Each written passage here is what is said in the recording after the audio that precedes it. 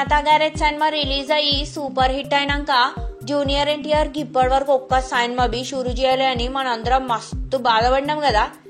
గీ బాధకైతే full stop పెట్టిండ్రు. ఇప్పుడు junior NTR ఒక సినిమా షురూ చేస్తుండు. గీ ముచ్చట మీకు ఎరికేనే నాకు ఎరికేనే. గీ సినిమా బాబీ డైరెక్షన్ లా చేస్తున్నాడు.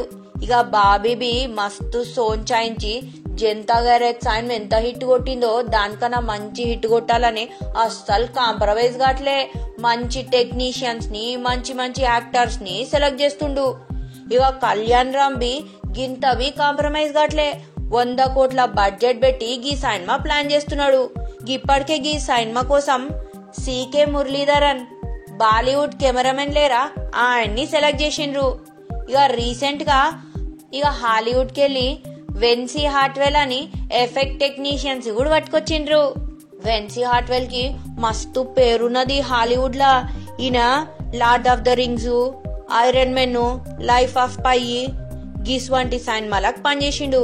ఇక రోబోకి బి పనిచేసిండు. రజనీకాంత్ సినిమా రోబో లేదా దానికి బి పనిచేసిండు. ఈయన మస్తు పవర్ఫుల్ అన్నట్లు. ఈయన ఒకటే మనిషిని డిఫరెంట్ గా చూపిస్తాడంట. అరే గట్లెట్లా చూపిస్తాడు? గీ సినిమా రిలీజ్ అయినాక ఆ ముచ్చట మీకు తెలుస్తుంది, నాకు తెలుస్తుంది. గప్పటి వరకు వెయిట్ చేయాలి.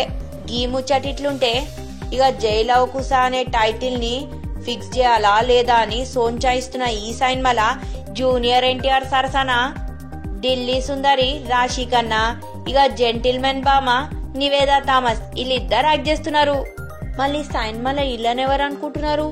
బాలీవుడ్ హీరో నీల్ నితిన్ ముఖేష్ అన్నట్లు. ఇక జూనియర్ ఎన్టీఆర్ ఎంత మంచిగా యాక్ట్ చేస్తాడు. ఇక మస్తు హ్యాండ్సమ్ ఉంటాడు కదా. ఈయన పక్కన ఇళ్ళని ఎవరైతే మంచిగా ఉంటుందని మస్తు సోంచాయించిండ్రంట.